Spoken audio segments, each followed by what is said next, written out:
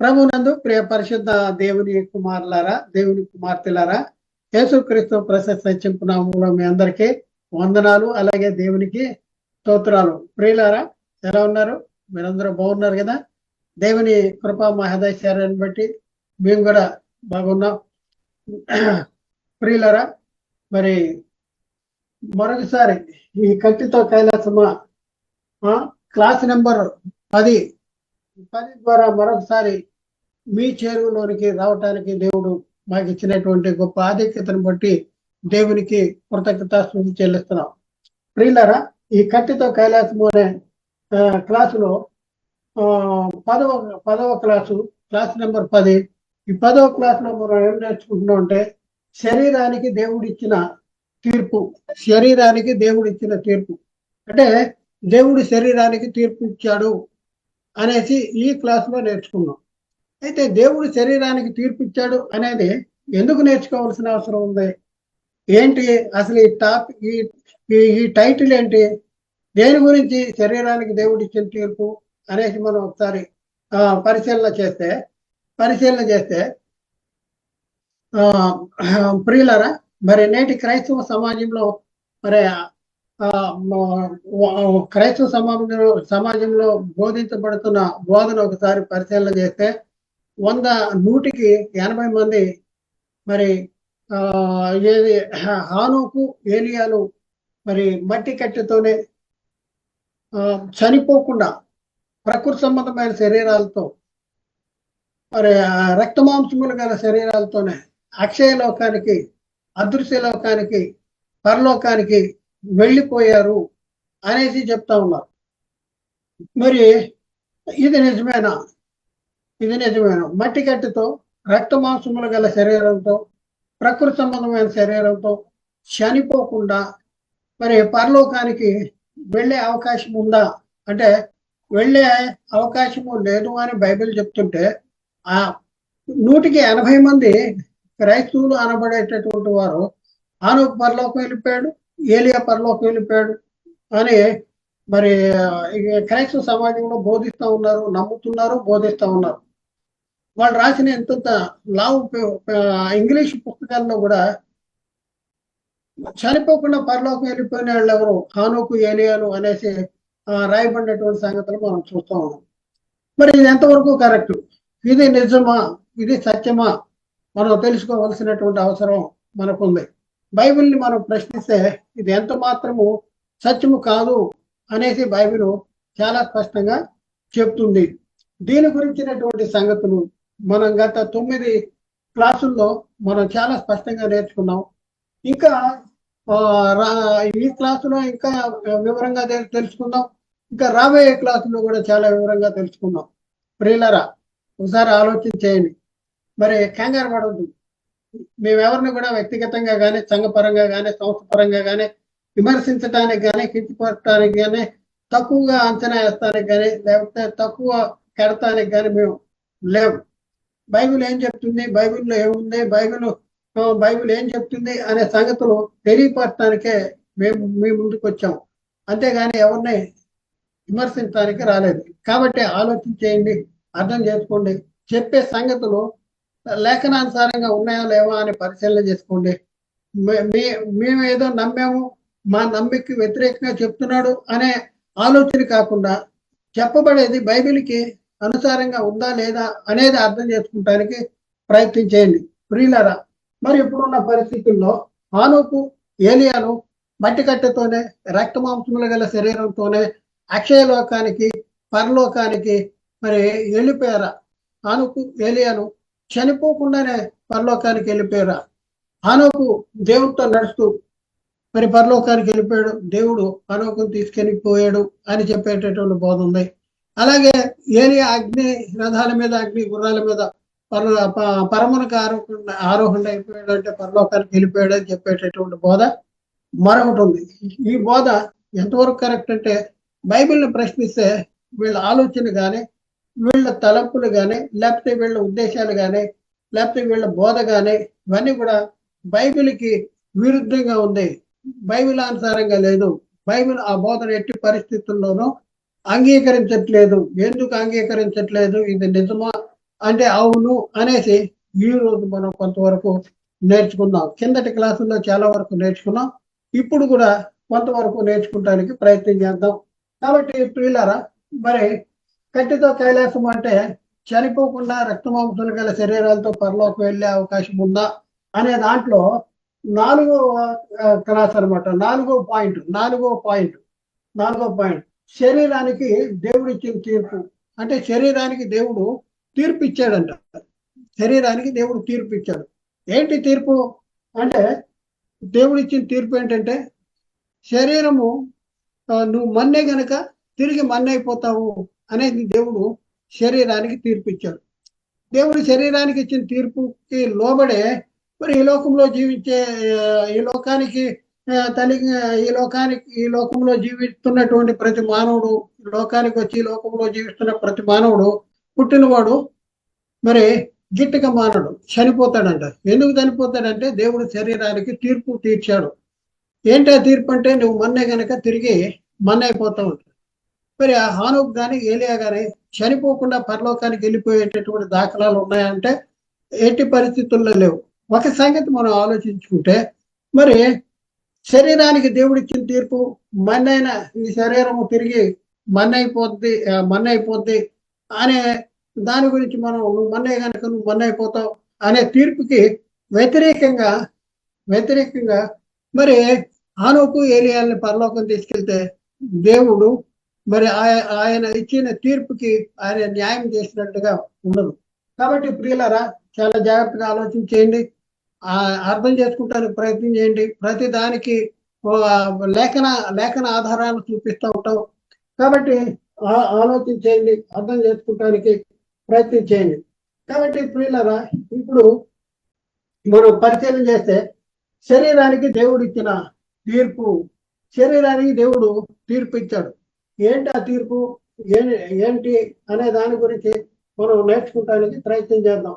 ప్రకృతి సంబంధమైన శరీరానికి తీర్పు ఉంది. దేవుడు ఈ శరీరానికి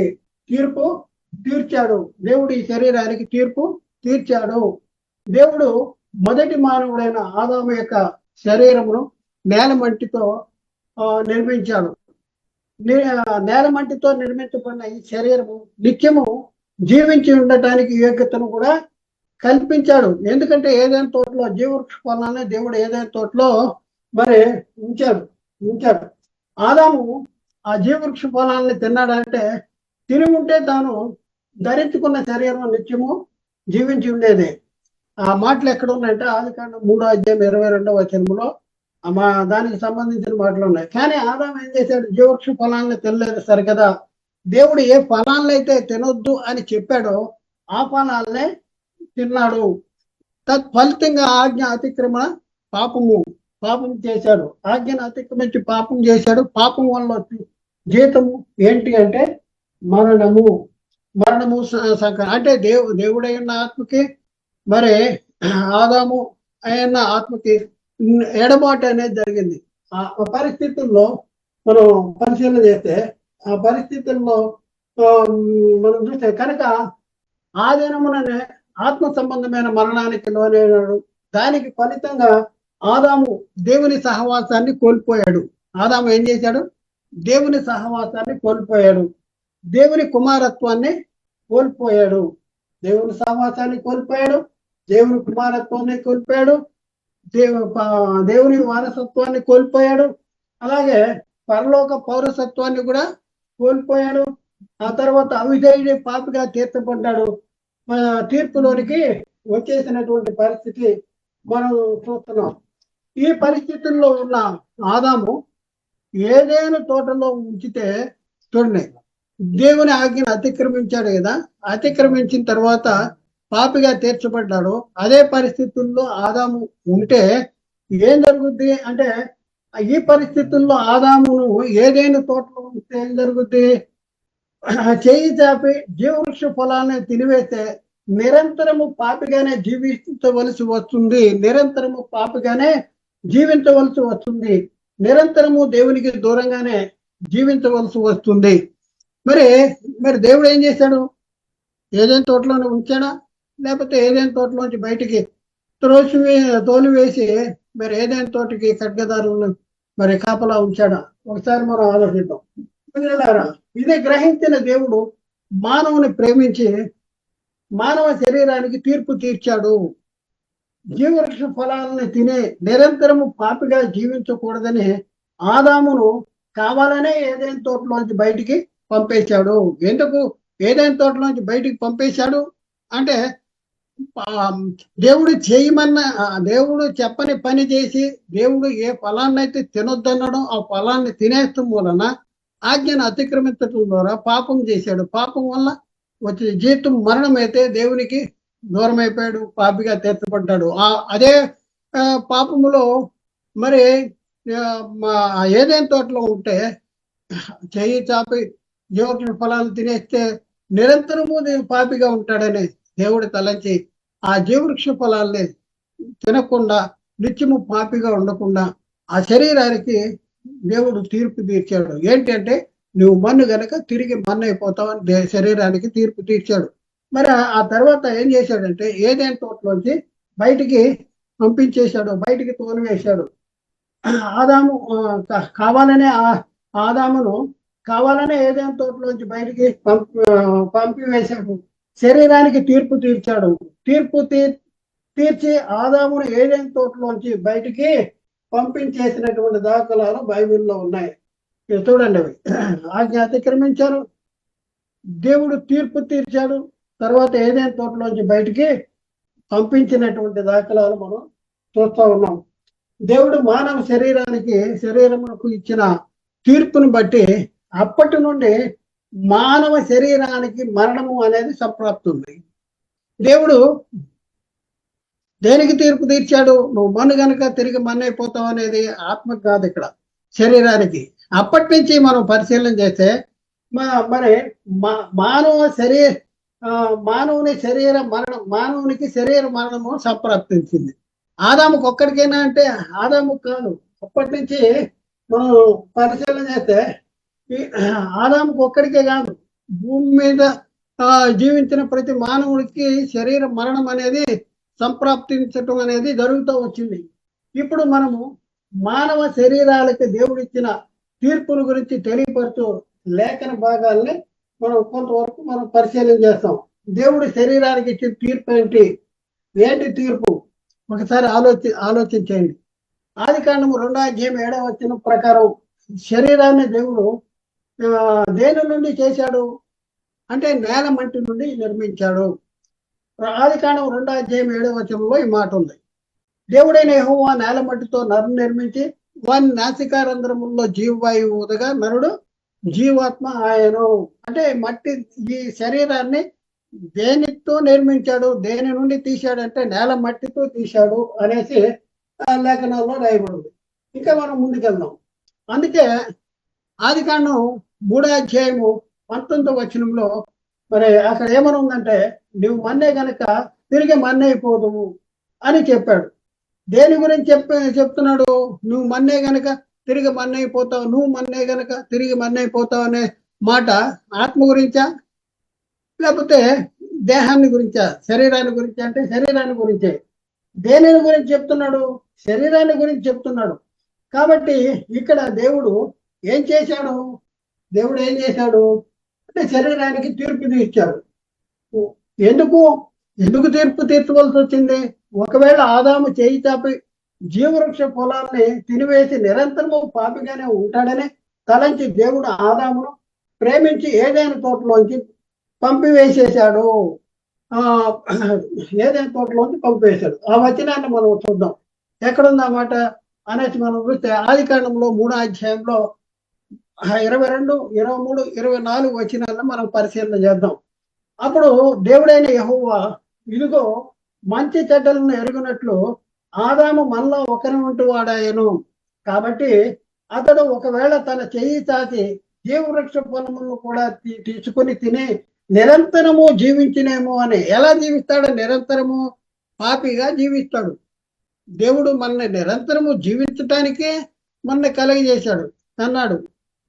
మరి నిరంతరం జీవించకూడదా అంటే దేవుని ఉద్దేశం ఏంటి? నిరంతరము జీవించుతాడేమో అని అంటే పాపిగా జీవిస్తాడేమో, దేవునికి దూరం అయిపోయి నిరంతరము దేవునికి దూరంగా జీవిస్తాడేమో అనే దేవుడు తలంచి ఏం చేశాడు, ఏదైనా తోటలోంచి బయటికి పంపివేయటం అనేది జరిగింది. 23వ వచనం, ఆదికాండం 3:23-24 వచనాలు చదువుతాం. దేవుడైన యెహోవా అతడు ఏదైనా తోట ఏ నేల నుండి తీయబడను దానిని సేద్యపరచుటకు ఏదైనా తోటలో నుండి అతన్ని పంపివేశాను. అప్పుడు ఆయన ఆదామును వెళ్ళగొట్టి ఏదైనా తోటకు తూర్పు దిక్కున కెరూబులను జీవవృక్ష ఫలములకు పోవు మార్గమును కాచుటకు ఇటు అటు తిరుగు ఖడ్గ జ్వాలను నిలబెట్టాడు. బయటికి పంపించేశాడు. ఆదాము అవల్ని ఏదైనా తోటలోంచి బయటికి పంపించేసినటువంటి దాఖలాలు ఉన్నాయి.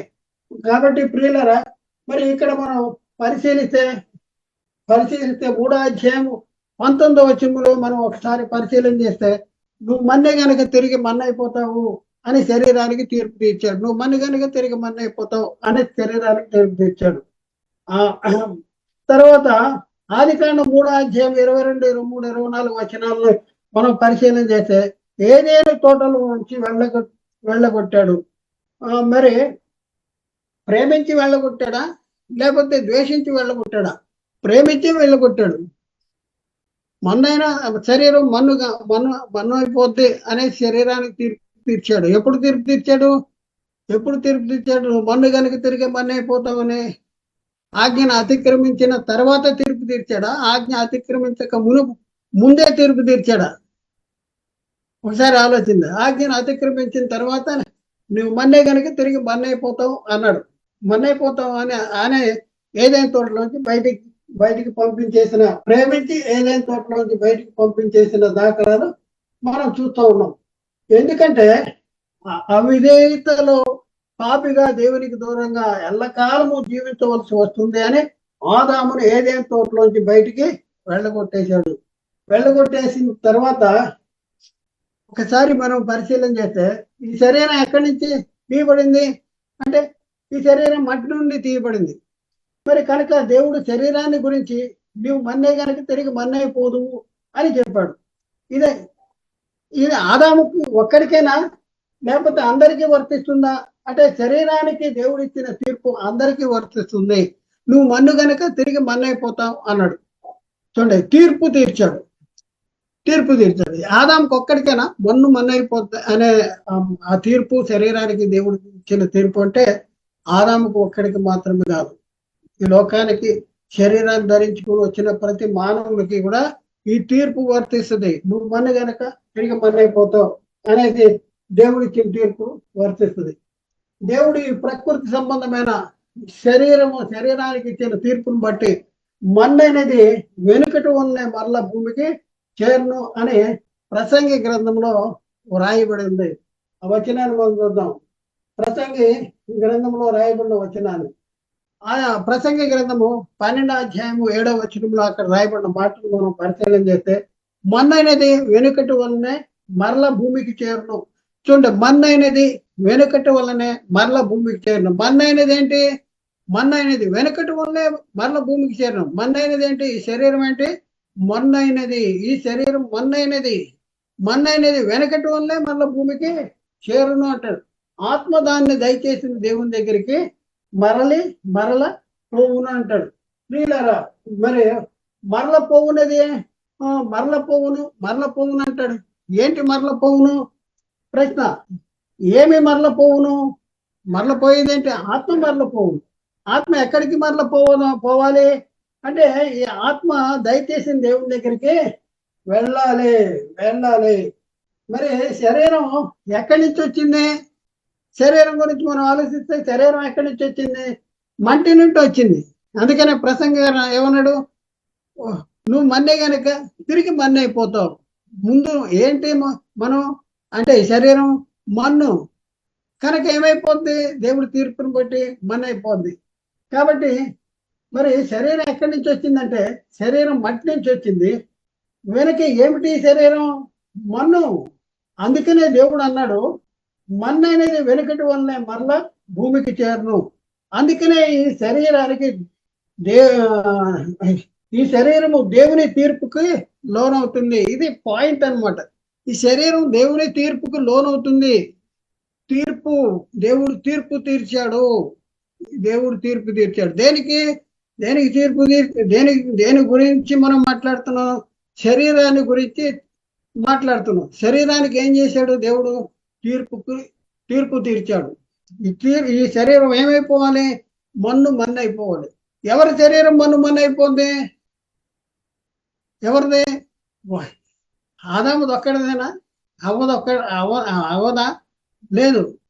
శరీరాన్ని ధరించుకుని ఈ లోకానికి వచ్చిన ప్రతి మానవుడు, పుట్టిన మానవుడు చనిపోతాడు, మన్నై పోవాలి. ఇది దేవుడు శరీరానికి ఇచ్చిన తీర్పు. అందుకనే ఈ శరీరము దేవుని తీర్పుకి లోనవుతుంది. మీరు ఇక్కడ మనం ప్రశ్న, అలాగైతే ఈ శరీరము దేవుని తీర్పుకి లోనవకుండా, ఇక్కడ ప్రశ్న చూడండి, ఎందుకు ఇది చెప్తున్నామంటే, హానోకు ఏలియాలు చనిపోకుండా మట్టి కట్టెతోనే మన్నైన శరీరము మన్నవకుండా, మన్నైన శరీరము అక్షయ లోకానికి, పరలోకానికి, మరి అదృశ్య లోకానికి వెళ్ళిపోయిందని చెప్పేటటువంటి అమాయకులతో లేఖనం మాట్లాడుతుంది ఏంటంటే, అలాగైతే ఈ శరీరము దేవుని తీర్పునకు లోనవకుండా హానోకు ఏలియాలు మట్టి కట్టెతో, ప్రకృతి సంబంధమైన దేహముతో, రక్త మాంసములు గల శరీరముతోనే ఆత్మ సంబంధమైన అక్షయమైన మరి పరలోకానికి వెళ్ళే అవకాశం ఉందా? లేదు. ఎట్టి పరిస్థితుల్లో లేదు. మరి మన ప్రియులు హానోకు పరలోకం వెళ్ళిపోయాడు, ఏలియా పరలోకం వెళ్ళిపోయాడు అని చెప్తున్నటువంటి వారు ఈ వచనాన్ని చదవలేదా? చదివే అవసరం వాళ్ళకి లేదండి. చదివే అవసరం లేదు. ఎవరో ముందు సిద్ధపరిచేశారు, ఎవరో చెప్పేశారు, దాన్నే గానిగెద్దుల్లాగా దాన్నే చెప్పుకుంటూ పోతున్నారు. కానీ లేఖనాన్ని పరిశీలన చేస్తే బైబిల్ చదవట్లేదా? ఈ వచనం వాళ్ళకి తట్టలేదా? ఈ వచనాన్ని గురించి ఆలోచించలేదా? మరి ఈ అంశాన్ని చెప్పేటప్పుడు ఈ అంశానికి వ్యతిరేకంగా ఉన్న ఆ వచనాలు ఏ ఉన్నాయా అనేసి ఎప్పుడైనా పరిశీలన చేశారంటే చేయవలసిన అవసరం లేదు.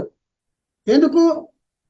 చదవలసిన అవసరం లేదు. 100 ప్రసంగాలు పుస్తకాలు కొనుక్కుంటే సరిపోద్ది, లేకపోతే ఎవరో చెప్పిన ప్రసంగాన్ని కాగితం మీద రాసుకుని చెప్పేస్తే సరిపోద్ది. వీళ్ళకి ఏం తెలుసు కనుక. వినేవాళ్ళకి ఏమైనా తెలుసా? బైబిల్ చదువుతున్నారు వాళ్ళు ఎప్పుడన్నా? క్యాలెండర్లు చదువుతున్నారు, క్యాలెండర్లు చదివి వస్తున్నారు. పొద్దున్నే డ్యూటీకి వెళ్ళేటప్పుడు క్యాలెండర్ చదివి వెళ్తున్నారు. ఇదే నేర్పించాడు సాతాను గారు. ఒకసారి ఆలోచించండి. ఇవి అర్థం కావట్లేదా? మన్నైన శరీరానికి దేవుడు తీర్పు తీర్చాడు. ఈ తీర్పుకు ఈ ప్రకృతి సంబంధమైన భూమి మీదకి జీవించడానికి వచ్చిన ప్రతి మానవుడు కలిగి ఉన్న ప్రకృతి సంబంధమైన శరీరాలకి ఈ తీర్పు లోనవుద్ది. మరి అందులో హానోకు ఏలియాలు కూడా ఉంటారు. మరి మనం చెప్పే బోధ తప్పు కదా, లేకపోతే నేను వింటున్న బోధ తప్పు కదా అని ఎప్పుడైనా ఆలోచించావా? ఆలోచించమండి. ఈ లోక సంబంధంగా అయితే ఆలోచిస్తాం. ఈ లోక సంబంధంగా ప్రతి దాని గురించి జాగ్రత్త తీసుకుంటాం. కానీ మరణము లేని, ముగింపు లేని, నాశనము లేని, నిత్యము మరి జీవించి ఉండవలసినటువంటి ఆ ఆత్మ గురించి మరి ఎప్పుడైనా ఆలోచిస్తున్నారంటే, అంత టైం లేదు బ్రదర్ మాకు అంటారు. బైబిల్ క్లాస్ బ్రదర్ అంటే, మాకు టైం లేదు బ్రదర్ మాకు అంటాడు. మాకు టైం లేదు. ఏంటంటే అక్కడ పెళ్ళి ఉందంట, భోజనాలు దొరుకుతాయి. పెళ్ళి ఇక్కడేముంటాయి? భోజనాలు ఉండవు, మంచిళ్ళు కూడా ఉండవు. ఒకసారి ఆలోచించు. అందుకనే మనిషి శరీర విషయంలో మానవ రీత్యా తీర్పుకు లోనవుతున్నాడని, శరీర సంబంధమైన మరణం తప్పక లోనవుతాడు. చూడండి, ఎందుకు? దేవుడు శరీరానికి ఇచ్చిన తీర్పును బట్టి ఏం జరుగుతుందంటే, మనిషి శరీర విషయంలో మానవ రీత్యా తీర్పు పొందుతాడు. బైబిల్లో ఉందా? శరీర విషయంలో మానవ రీత్యా తీర్పు పొందినట్లును అనేసి లేఖనాల్లో ఉందంటే, లేఖనాల్లో ఉంది. ఆ వచనం మనం ఎప్పుడో చదివామా? చూద్దాం ప్రియులారా, ఆ వచనం కూడా చూద్దాం. పేతురు గారు రాసిన మొదటి పత్రికలో 4వ అధ్యాయంలో 6వ వచనంలో మనం చూస్తే, మృతులు శరీర విషయంలో మానవ రీత్యా తీర్పు పొందినట్లును, ఆత్మ విషయంలో దేవుని బట్టి జీవించినట్లును వారికి కూడా సువార్త ప్రకటించబడింది అంటాడు. సువార్త ప్రకటించబడిందంట. ఎందుకు ప్రకటించబడింది? మృతులు మానవ రీత్యా దేవుని విషయంలో మానవ రీత్యా తీర్పు పొందినట్లు, మృతులు శరీర విషయంలో మానవ రీత్యా తీర్పు పొందినట్లు, మృతులు శరీర విషయంలో మానవ రీత్యా తీర్పు పొందినట్లు, మరి ఆత్మ విషయంలో దేవుని బట్టి జీవించినట్లును వారికి కూడా సువార్త. సువార్త ఎవరికండి? సువార్త ఎవరికి ప్రకటించాలి? ఎవరికి ప్రకటించాలి? ఇక్కడ ఉన్న మృతులు ఎవరు? ఈ వచనంలో ఉన్న మృతులు ఎవరు? శరీరాన్ని విడిచిన మృతుల, శరీరంలో ఉండి కూడా మరి మృతులుగానే ఉన్నవారా? శరీరంలో జీవించి ఉన్నామన్న పేరు మాత్రం ఉన్నది కానీ నీవు మృతుడివే అంటాడు. ఒకసారి ఆలోచించండి. ఏ మృతులు? మృతులు శరీర విషయంలో మానవ రీత్యా తీర్పు అంట. ఇది తీర్పు, ఇది తీర్పు. అంటే ఇక్కడ మృతులు ఎవరంటే దేవుని చిత్తాన్ని జరిగించిన వాళ్ళు, దేవుని ఇష్టానికి నెరవేర్చిన వాళ్ళు, అపరాధాలు చేసిన వాళ్ళు, పాపాలు చేసిన వాళ్ళు. మరి వీళ్ళు శారీరకంగా జీవించి ఉంటున్నారు కానీ వాళ్ళు చనిపోయిన వారు. అంటే వాళ్ళ మీద మరణం అనేది, రెండవ మరణం అనేది అధికారం చేస్తుంది. అంటే వాళ్ళు చనిపోతే, ఆత్మ చనిపోతే ఎక్కడికి వెళ్తారు? నరకానికి వెళ్తారు. ఆ మృతులు సత్య నరకానికి వెళ్ళే మృతుల గురించి చెప్తున్నాడు. బతికున్నారు కానీ సత్య ఎక్కడికి వెళ్తారు వీళ్ళంటే? నరకానికి వెళ్తారు. వాళ్ళు మానవ రీత్యా తీర్పు పొందినట్టు. నేను ఒక వ్యక్తి ప్రభువుని నమ్ముకోలేదండి. ఆ వ్యక్తి ఎలా ఉన్నాడంటే మృతుడిగా ఉన్నాడు. ఆ వ్యక్తి యొక్క శరీరం మానవ రీత్యా మరి మన్నైపోయినా కూడా ఆత్మ మాత్రం దేవుని బట్టి జీవించేలాగా వాళ్ళకి సువార్త ప్రకటిస్తున్నాం. మనం చేసే పని అదే. మనం కూడా ఇప్పుడు ఉన్న పరిస్థితుల్లో మనం అదే పని చేస్తూ ఉన్నాం. కాబట్టి ప్రియులారా, ఈ మృతులు ఎవరు అంటే ఏ మృతులు? శరీరంలో ఉన్న మృతుల, శరీరాన్ని విడిచిన మృతులు అంటే ప్రియులారా, ఈ వచనంలో ఉన్నటువంటి మృతులు ఎవరనగా శారీరకముగా జీవించుతున్నారన్న పేరు మాత్రం ఉన్నది ఉండి ఆత్మ సంబంధమైన మరణానికి లోనై ఉన్నారన్న మాట. శారీరకంగా జీవించుతున్నామన్న పేరు మాత్రం ఉంది కానీ ఆత్మ విషయంలో చనిపోయినటువంటి వారు. ప్రకటన గ్రంథము 3వ అధ్యాయము 1వ వచనములో అక్కడ రాయబడిన మాటను చూస్తే, సార్దీసులో ఉన్న సంఘపు దూతకు ఈలాగూ వ్రాయము, 7 నక్షత్రములను దేవుని 7 ఆత్మలను గలవాడు చెప్పు సంగతులు ఏమనగా, నీ క్రియలను నేను ఎరుగుదును. ఏమనగా అని చెప్పి అసలు విషయం చెప్తున్నాడు ఇక్కడ. నువ్వు నీ పరిస్థితి ఏంటంటే జీవించుతున్నావు ఉన్న పేరు మాత్రం ఉన్నది కానీ మృతుడువే. సార్దీసులో ఉన్న దేవుని సంఘానికి, సార్దీసులో ఉన్న సంఘపు దూత చెప్తున్నటువంటి సంగతి, జీవించుతున్నావు అన్న పేరు మాత్రం. అవును, ఈ రోజుల్లో కూడా జీవిస్తున్నావు అనే పేరు ఉంది కానీ వాళ్ళు మృతులుగానే ఉన్నారు. జీవిస్తున్నారు అంటే మృతులుగా ఉన్నారంటే ఏంటి? దేవుని చిత్తాన్ని జరిగించట్లా. చనిపోతే ఎక్కడికి వెళ్తారు? నరకానికి వెళ్ళు. బతికున్నాడు కానీ ఎక్కడికి వెళ్తాడు? బైబిల్లో ధనవంతుడు ఉన్నాడు, అనుదినము బహుగా సుఖించేవాడు, సన్నపునారు వస్త్రాలు ధరించుకునేవాడు. చనిపోతే ఎక్కడికి వెళ్ళాడు? అగ్ని జ్వాలలో యాతన పడుతున్నాను అంటాడు. పాతాళానికి వెళ్ళిపోయాడట.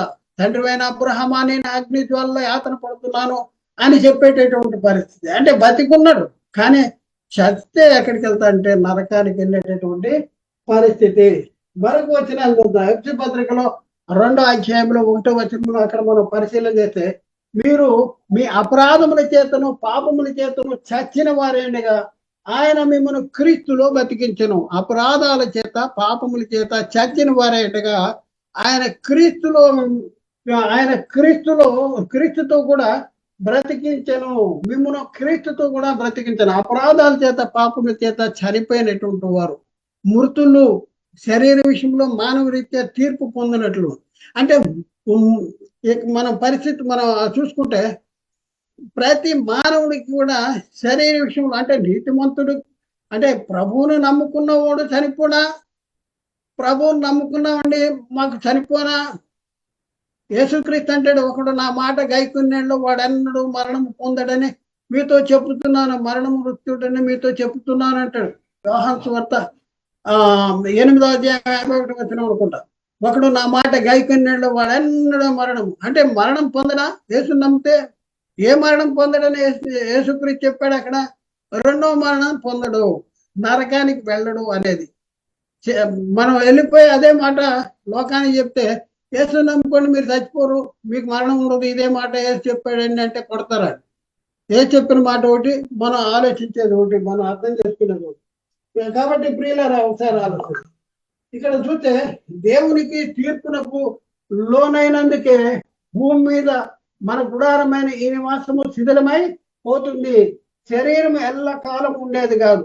ఏం జరుగుతుంది? బైబిల్లో చెప్పాడు, బైబిల్లో చెప్పబడింది. ఏం చెప్పబడింది అంటే భూమి మీద మన గుడారం, ఇది గుడారం. నేను అనే ఆత్మ నేను మనము అనే ఆత్మ నివసించడానికి దేవుడు మనకిచ్చిన గుడారం. అందుకనే అంటాడు, భూమి మీద మన గుడారమైన ఈ నివాసము శిథిలమైపోద్ది. శిథిలమైపోద్దండి ఈ శరీరం. దీనికేంటి? తీర్పుకు లోనై ఏమైపోద్ది? శిథిలమైపోద్ది అంటాడు. శిథిలమైపోద్ది. అపోస్తులైన పౌలు కొరింథీకి రాసిన రెండో పత్రికలో 5వ అధ్యాయంలో 1వ వచనం మనం చూస్తే, భూమి మీదనున్న మన గుడారమైన ఈ నివాసము శిథిలమైపోయినను. అంటే అర్థమేంటి? మన్ను ఏమైపోద్ది? మన్ను అయిపోద్ది. నువ్వు మన్ను గనక తిరిగి మన్ను అయిపోతావు. వెనకటి వల్లనే మన్ను అయిపోతావు. నువ్వు మన్నే గనక వెనకటి వల్ల మన్ను అయిపోతావు. అదే మాట ఇక్కడ చెప్పాడు. ఈ గుడారం ఏమైపోద్దంటే, భూమి మీద నున్న మన గుడారమైన ఈ నివాసము శిథిలమైపోద్ది అనేసి చెప్పబడింది. కాబట్టి ప్రియులారా, ఒకసారి ఆలోచించండి. మరి చూడండి, ఈ శరీరము నిత్యము ఉండేదా అంటే నిత్యము ఉండేది కాదు. భూమి మీద మన గుడారమైన ఈ నివాసము ఏమైపోతుందంట? శిథిలమైపోతుంది అంట. అంటే శరీరానికి ఏముంది? శరీరానికి ఏముందంటే తీర్పు ఉంది. శరీరానికి తీర్పు ఉంది. నేను ధనవంతుణ్ణి, నేను అందగాడిని, నేను ఉద్యోగస్తుణ్ణి, నేను పెద్ద జీతగాడిని, లేకపోతే నేను రాజుని, నేను ఫలానా అనే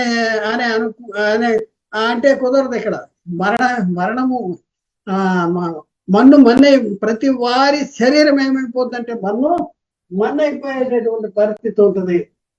ప్రియులరా, ఈ తీర్పు ఆదామునకు మాత్రమేనా కాదు. ఈ భూమి మీద మనుగడ సాగించడానికి వచ్చినటువంటి ప్రతి ఒక్కరి శరీరాలు కూడా ఈ తీర్పు అప్లై అవుద్ది, యేసుక్రీస్తుకు తప్ప. చూడండి, ఇక్కడ మన్నైన శరీరం మన్నైపోద్ది అన్నాం కదా, ప్రతి ఒక్కరికి. కానీ బ్రాకెట్లు ఏమన్నావు? యేసుక్రీస్తు తప్ప. ఇదొక పెద్ద క్లాసు. యేసుక్రీస్తు శరీరం మన్నైపోలేదా?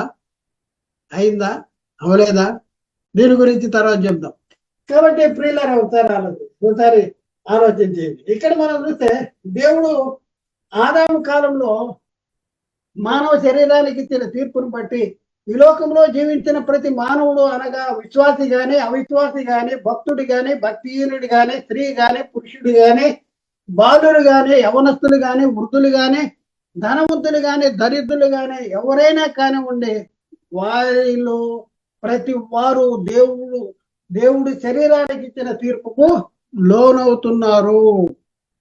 ఒకసారి ఆలోచించి, నిజమేనా ఇది? మరి ఇంతమందికి ఇలా జరుగుతూ ఉంటుంటే, మరి అనుకోండి, చనిపోకుండా వెళ్ళిపోయాడండి, దేవుని తీర్పు లోనవ్వకుండా వెళ్ళిపోయాడండి అంటారు. ఒకసారి లేఖనం ఒప్పుకుంటుందా? మీ ఆలోచన మరి లేఖనానుసారంగా ఉందా? బైబిల్ చెప్పే బోధ మీరు చెప్తున్నారా? బైబిల్లో ఉందా? ఒకసారి కలిపి చెప్పేస్తున్నారా? ఎక్కడికి వెళ్తారు? ఒకసారి ఆలోచించండి. అలాంటి తీర్పుకు లోనయ్యే ఈ శరీరంతో హానోకు, ఎలియాలు అక్షయ లోకానికి, ఆత్మ సంబంధమైన లోకానికి, అదృశ్య లోకానికి వెళ్ళిపోయారు అని చెప్పటానికి వారికి కొంచెమైనా బైబిల్ పరిజ్ఞానము ఉందా? కొంచెమైనా జ్ఞానం ఉందా? బైబిల్ జ్ఞానం ఉందా? ఒకసారి ఆలోచించుకోండి. నేను ఎవరినే వ్యక్తిగతంగా ఎవరిని కించపడటానికి ప్రయత్నం చేయట్లా. వాళ్ళ బోధ లేఖనానుసారంగా లేదు అని చెప్పడానికి ఇక్కడికి వచ్చారు. వాళ్ళని ప్రేమించి, క్రీస్తు ప్రేమ మమ్మల్ని బలవంతం చేయటం ద్వారా వాళ్ళకి సత్యాన్ని తెలియపరిచి, వాళ్ళ అసత్యంలో నుండి సత్యానికి నడిపించడానికే మేము ఇంత ప్రయాసంతో, మరి ఇంత ఒత్తిడితో మీ ముందుకి సత్యాన్ని రావటం అనేది జరుగుతుంది. 180 మంది తప్పులో ఉన్న సంగతిని మరి అది తప్పు, వాళ్ళు చేసే తప్పు అని చెప్పగలుగుతున్నాం అంటే ఒకసారి ఆలోచించేయండి. ఎలాంటి పరిస్థితుల్లో, ఎలాంటి ప్రేమ కలిగి ఈ సత్యాన్ని మీ ముందుకు తీసుకొస్తున్నాము. ఏముంది వారికి? ఏమైనా బుర్ర ఉందా? వాళ్ళకి ఏమైనా ఉందా? ఆలోచన చేస్తున్నారా?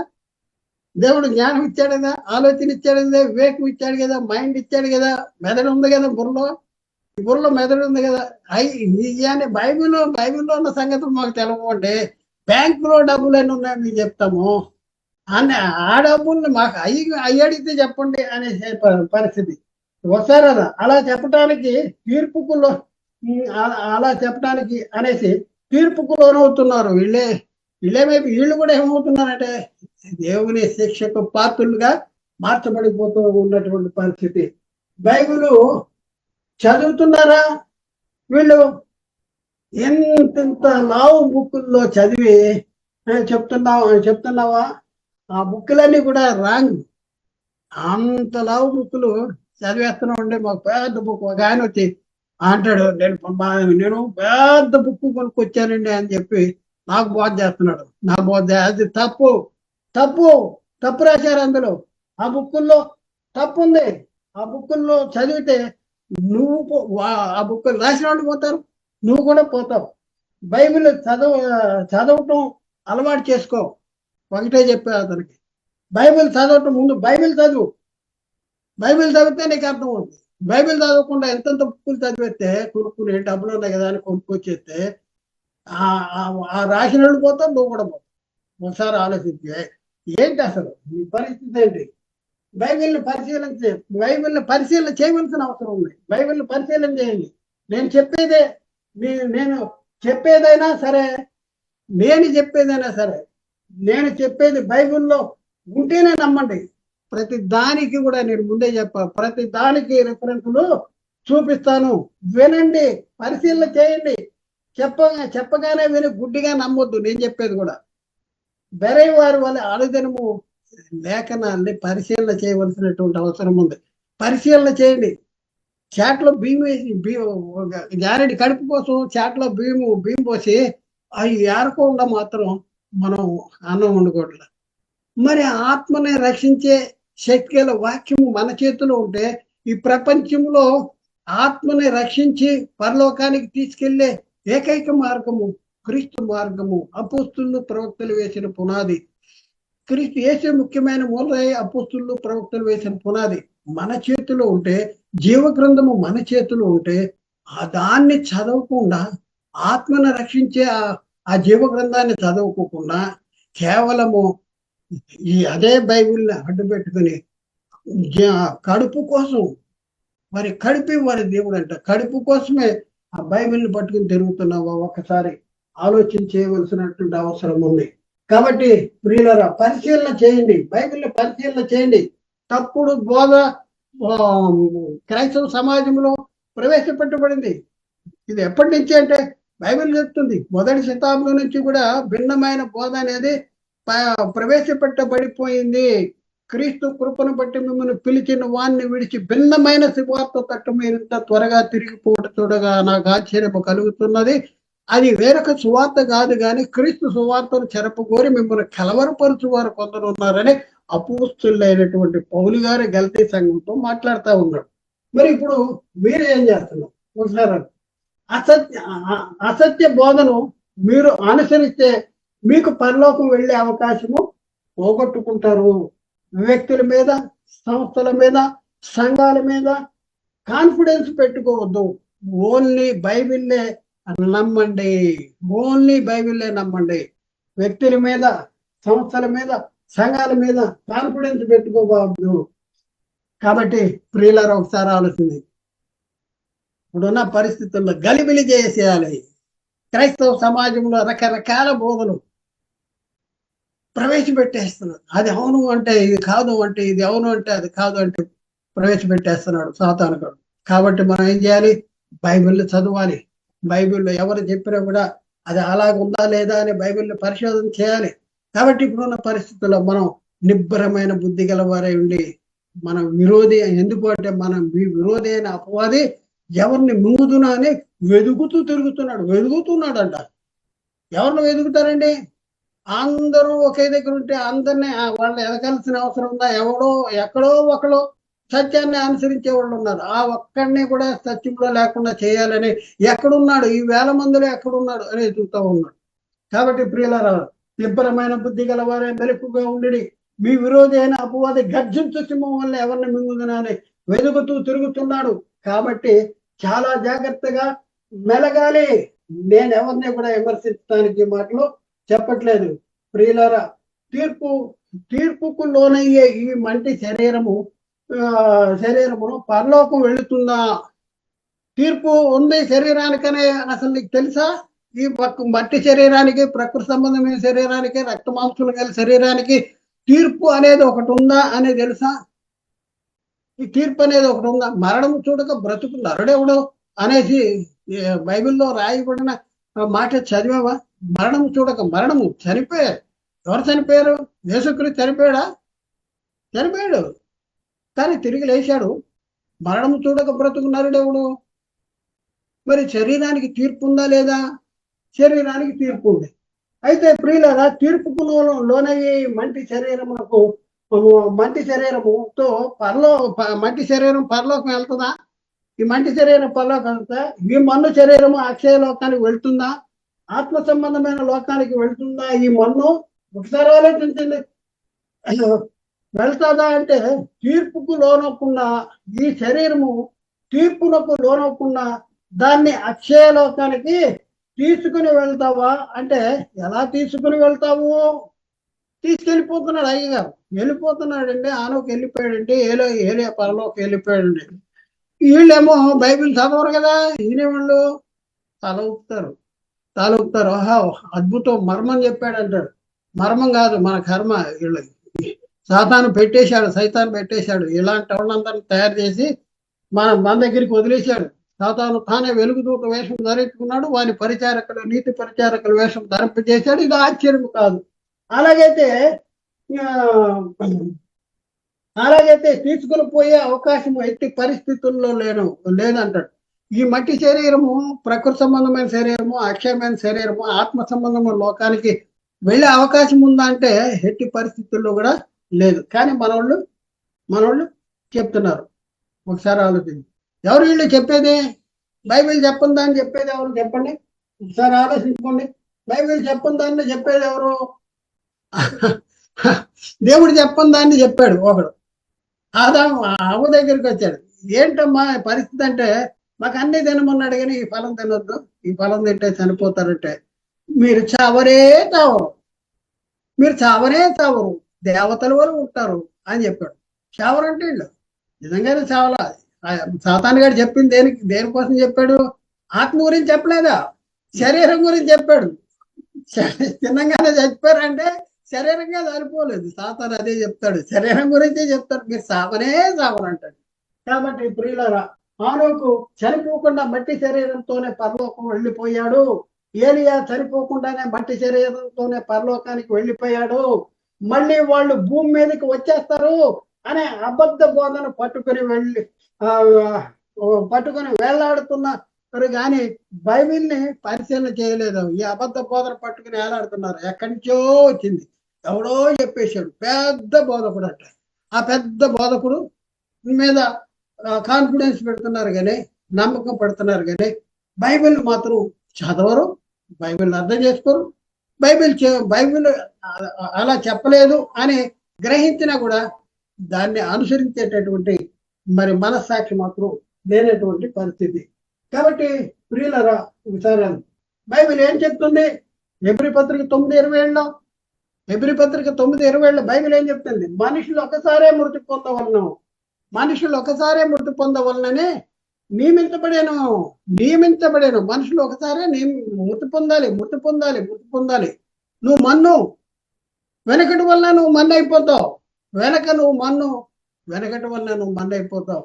మనుషులు ఒక్కసారే మృతి పొందవలననే నియమింపబడాను, ఆ తర్వాత తీర్పు జరుగును అని వ్రాయబడి ఉంది కదా. కాబట్టి అర్థం చేసుకుంటానికి ప్రయత్నము చేయండి. హెబ్రీ పత్రిక 9:27 ఎప్పుడు చదవలేదా మనం అవన్నీ చదివితే మనం ఇంకా పండితులు అయిపోయాము. చూడలేదు. వాక్యంలో వాక్యంలో ఏకమోదం. మనం ఏం చేద్దాం? ఒకసారి మిమ్మల్ని విమర్శించటానికి కాదు వచ్చింది. రండి, సత్యం ఏదో తెలుసుకోండి, రండి, ఇప్పటికైనా రండి. వాక్యములో ఏకమోదం. యేసుక్రీస్తు సెలవులో ఉండి చేసిన యేసుక్రీస్తు ఆయన జీవించిన కాలంలో యోహాను సువార్త 17వ అధ్యాయంలో తండ్రికి చేసిన ప్రార్థనలో ఏం చేస్తాడు? వారి వాక్యములో నా యందు విశ్వాసం ఉంచు వారందరూ కూడా ఏకమై ఉండాలి, వాక్యంలో ఏకమై ఉండాలి అని చెప్తున్నాడు. వాక్యములో ఏకమోదం. సత్య ప్రేమికులు రండి, కలిసి రండి, కలిసి పని చేద్దాం, దేవుడు మిమ్మల్ని దీవించును గాక. ఆమేన్. పిలుస్తున్నాం. సత్య ప్రేమికులు ఎవరైనా ఉన్నారా? ఇది సత్యము. అవును, ఇంతవరకు మేము విన్నది శుద్ధ అబద్ధం, ఇదంతా అబద్ధం, బైబిల్కి విరుద్ధమైన బోధ జరుగుతుంది. ఇదిగో సత్య, ఇది బైబిల్ అనుసారంగా ఈ బోధ ఉంది. కాబట్టి ఈ బోధను మనం అనేక మందికి తీసుకెళ్దాం. సత్య ప్రేమికులారా, మరి మీకు ఒక పిలుపు ఏంటంటే రండి, కలిసి పని చేద్దాం, దేవుని చిత్తాన్ని జరిగిద్దాం, దేవునికి ఇష్టలుగా జీవిద్దాం, అనేక మందిని నిత్య నరకం నుండి తప్పించి నిత్య జీవానికి వారసులుగా చేస్తానికి ప్రయత్నం చేద్దాం. కాబట్టి ప్రియులరా, ఒకసారి ఆలోచించండి. హానోకు, ఏలియాను మట్టిగడ్డతో శరీరంతో, శారీరకంగా రక్త మాంసాలు గల శరీరంతో, ప్రకృతి సంబంధమైన శరీరంతో, ఆత్మ సంబంధమైన ఆత్మ సంబంధమైన లోకము, అక్షయలోకము, పరలోకానికి వెళ్ళిపోయానా అంటే ఎట్టి పరిస్థితుల్లో వెళ్ళటానికి వీలు లేదు. ఎందుకు అంటే దేవుడి శరీరానికి తీర్పు తీర్చాడు. శరీరానికి దేవుడిచ్చిన తీర్పు. మనం ముందు టైటిల్ శరీరానికి దేవుడిచ్చిన తీర్పు అంటే ఎందుకు, దేనికి సంబంధించింది ఇది అని అనుకున్నాం కదా. అది ఇదండి, శరీరానికి దేవుడు తీర్పు తీరిస్తే ఆ తీర్పుకు లోనవ్వకుండా ఫలానా ఆయన పరలోకం వెళ్ళిపోయాడండి, చనిపోకుండా మట్టి కట్టుతోనే పరలోకం వెళ్ళిపోయాడండి, ఫలానా ఆయన పరలోకం వెళ్ళిపోయాడండి, ఏలియా వెళ్ళిపోయాడండి, హానోకు వెళ్ళిపోయాడండి అని తప్పుడు బోధలు ప్రకటిస్తూ ఉన్నారు. కాబట్టి ఆలోచించేయండి, ఇది తప్పు. ఏది తప్పు? మన్న అనేది వెనకటి వలన మన్నకుండా మనుషులు ఒక్కసారే మృతి పొందాలి అనే ఆ వచనానికి భిన్నంగా మరి మనం మనం వాక్యాన్ని చెప్పడం అనేది చాలా లేఖనానికి విరుద్ధమైంది. కాబట్టి ప్రియులారా, ఆలోచించండి. ఈ లెసన్, ఇప్పుడు విన్న లెసన్ హేబేలు అనే శీర్షికలో క్లాస్ నెంబర్ 10 కట్టెతో కైలాసమా అనే టాపిక్ లో మనం 4వ పాయింట్ నేర్చుకున్నాం. 4వ పాయింట్ ఏంటి? శరీరానికి దేవుడిచ్చిన తీర్పు అనేది నేర్చుకున్నాం. కాబట్టి రాబోయే క్లాసుల్లో ఇంకా అద్భుతమైనటువంటి సంగతులు మనం నేర్చుకుందామా?